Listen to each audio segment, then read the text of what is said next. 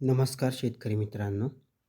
नमो शेतकरी महासन्मान निधी योजनेचा जो काय 8वा हप्ता आहे तो लवकरच शेतकऱ्यांना मिळणार आहे. त्यासाठी 1,774 कोटी रुपयाचा निधी हा वितरित करण्यात आलेला आहे. 16 मार्च 2026 रोजी हा जी-आर या ठिकाणी प्रसिद्ध करण्यात आलेला आहे.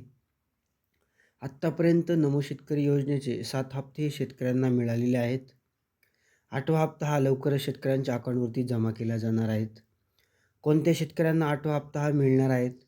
तर जे शेतकरी पी-एम किसान योजनेमध्ये त्या ठिकाणी पात्र आहेत, अशा शेतकऱ्यांना नमो शेतकरी योजनेचा हप्ता मिळणार आहे. 21वा हप्ता पी-एम किसानचा शेतकऱ्यांना मिळालेला आहे. त्याचं वितरण हे झालेलं आहे. ज्या शेतकऱ्यांना 21वा हप्ता मिळालेला आहे, अशा सर्व शेतकऱ्यांना नमोच्या 8व्या हप्त्याचं वितरण हे केले जाणार आहेत.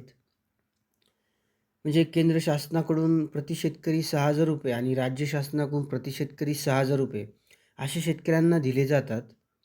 म्हणजे जे शेतकरी पी-एम किसान योजनेमध्ये पात्र आहेत, अशा शेतकऱ्यांना नमो शेतकरी योजनेचा लाभ त्या ठिकाणी दिला जात आहे. त्यासाठी 1,774 कोटी रुपयाची तरतूद ही करण्यात आलेली आहे.